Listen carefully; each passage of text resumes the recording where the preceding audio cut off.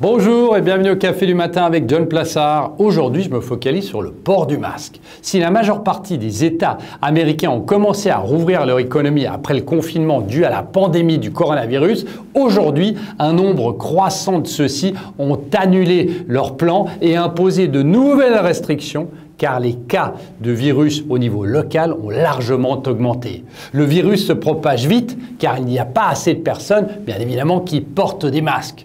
Bien qu'il ait contribué à sauver des vies, le confinement a durement frappé l'économie américaine, comme vous le savez. Plus de 50 millions d'Américains ont déposé une demande d'allocation chômage depuis la mi-mars. De nombreux détaillants ont fait faillite ou fermé leurs portes définitivement aussi.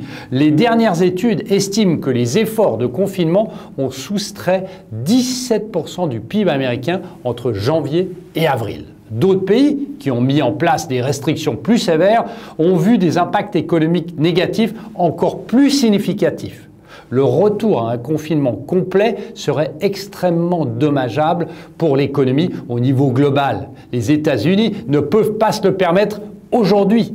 Mais comme les taux d'infection progressent à nouveau aujourd'hui, il faut absolument trouver une solution pour ralentir la propagation de la pandémie. Le port d'un masque semble être la meilleure solution car il n'existe aujourd'hui pas de vaccin ou pas de traitement efficace, comme vous le savez. Le problème est que le port d'un masque n'est toujours pas obligatoire aux États-Unis, que de nombreux Américains refusent d'en porter un. Donald Trump est l'un d'entre eux d'ailleurs. Selon Goldman Sachs, l'obligation de porter un masque réduirait considérablement le taux de croissance quotidien des nouveaux cas et permettrait à l'économie américaine d'économiser jusqu'à 5% de son PIB au lieu d'imposer des mesures de confinement supplémentaires qui auraient des répercussions sur le PIB américain, évidemment. Un décret national sur les masques pourrait augmenter le pourcentage de personnes portant un masque de 15 points de pourcentage et réduire le nombre croissant quotidien des cas d'1 point de pourcentage pour atteindre les 0,6%. La règle pourrait être remplacée par un confinement qui soustrairait près de 5% à la croissance du PIB. Une étude a montré que si 80 à 90% de la population portait un masque, la maladie serait définitivement éradiquée.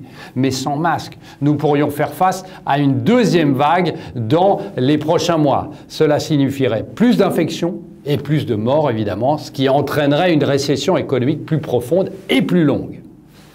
Merci beaucoup, passez une très bonne journée et surtout, n'hésitez pas à lire mon morning.